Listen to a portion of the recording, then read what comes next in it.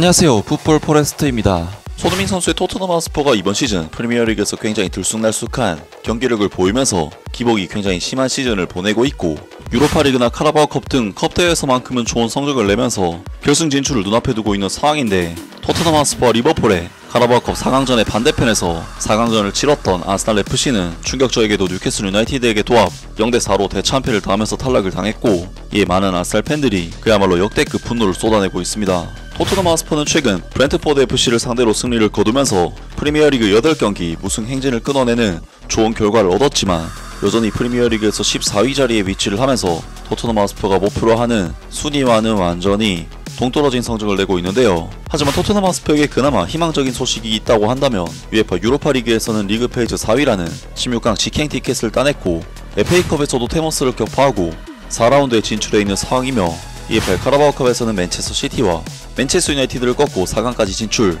특히 4강 1차전에서는 리버풀을 상대로 1대0 승리를 따내면서 결승 진출에 대한 기대감이 굉장히 커져가고 있는 상황이라고 할 수가 있겠습니다. 토트넘 하스퍼는 내일 새벽에 있을 카라바오컵 4강 2차전에서 안필드로의 원정 경기를 떠나게 되고, 여기서 최소 무승부 이상의 결과를 얻는다면 카라바오컵 결승전에 진출을 하게 되는데, 바로 오늘 새벽 EFL 카라바오컵 4강 반대편 경기에 2차전이 있었고, 아스날 FC가 뉴캐슬 유나이티드에게 0대4라는 정말 충격적인 스코어로 패배해 탈락을 당하는 정말 엄청난 이변의 주인공이 되었다는 소식이 전해졌습니다. 아스날 FC는 이번 시즌 프리미어리그에서 2위를 달리면서 상당히 좋은 시즌을 보내고 있는 팀이고, 뉴캐슬 유나이티드의 경우 리그 6위, 물론 좋은 성적을 내고 있는 팀이긴 하지만 아스날 FC보다는 상대적으로 객관적인 전력상 밀리는 팀인데다, 아스날 FC는 최근 맨체스터 시티를 상대로도 5대1로 압승을 거두는 등 최근 프리미어리그에서 14경기 연속 무패행진을 달리고 있는 팀이었기 때문에 아스날이 뉴캐슬보다 더욱 강력한 전력을 지니고 있는 팀이라고 평가하는 것이 사실 당연하다고 할 수가 있는데요. 하지만 아스날 FC는 1월 7일에 있었던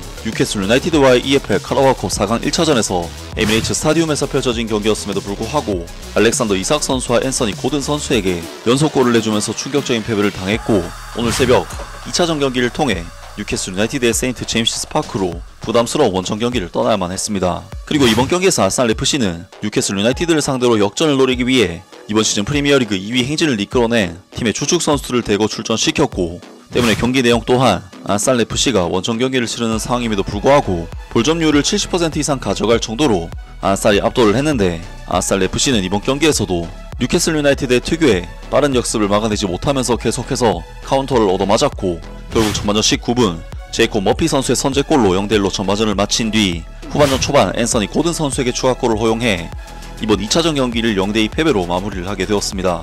아스날로서는 1차전 0대2 패배까지 더해 1, 2차전 도합 0대4라는 정말 압도적인 스코어로 뉴캐슬 유나이티드에게 무릎을 꿇고 말았는데, 아스날 FC는 최근 프리미어리그에서 14경기 동안 무패행진을 달리고 있을 정도로 잉글랜드 내에서 절정의 기량을 보여주고 있었기 때문에 0대4라는 스코어는 그야말로 충격적인 스코어가 아닐 수가 없는데요. 토트넘으로서는 결국 리버풀과의 경기에서 승리를 거둔다면 북런던 라이벌 아스날이 아닌 뉴캐슬 유나이티드와 결승전 경기를 치르게 되었는데, 많은 아스날 축구팬들은 엄청난 대참패를 당한 것에 대해 당연히 큰 불만과 분노를 쏟아냈습니다.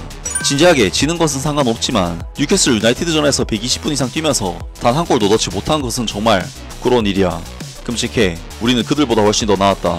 이 경기를 본다면 우리가 프리미어리그 타이틀을 위해 경쟁하고 있다는 생각이 없어진다. 슬프게도 우리는 그럴 만한 자질이 없다. 난 운명을 받아들였다. 우리는 그런 클럽이 아니다. 내가 받아들일 수 있는 유일한 변명은 우리가 프리미어리그에서 우승하는 경우다. 그렇지 않으면 골도 한 골도 넣지 않고 뉴캐슬에게 2번 지는 것은 창피한 일이다. 뉴캐슬 유나이티드가 우리를 능가했고 우리는 홈과 원정에서 모두 졌다. 창피하다. 가장 안타까운 점은 가브리엘 마르티넬리가 부상으로 빠졌다는 것이다.